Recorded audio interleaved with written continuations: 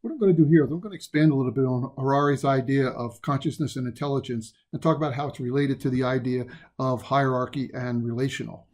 And in *Sapiens*, he tells us that that the sapiens themselves they were advantaged by our hierarchy. When you looked at the cities and you looked at the need to have mass cooperation, it could only actually effectively function if there was a hierarchy. If you knew who was the boss, who to listen to, and stuff like that.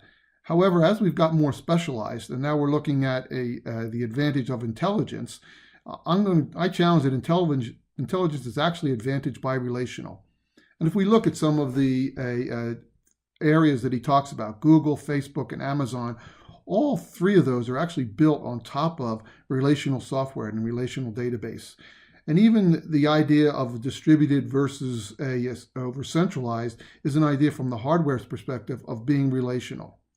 And I'm saying that the reason for that is our problems have changed to being complex and chaotic. We now look at the world differently. We look at the world as dimensional. So it has three dimensions to it.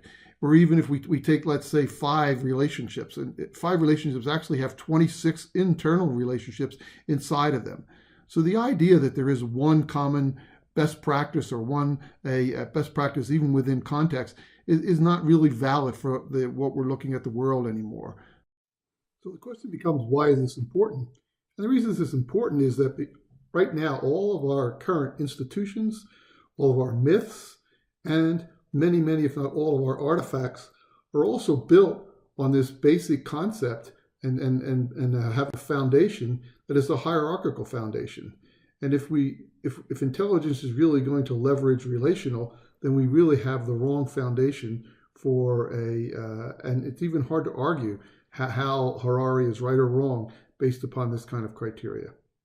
Thank you.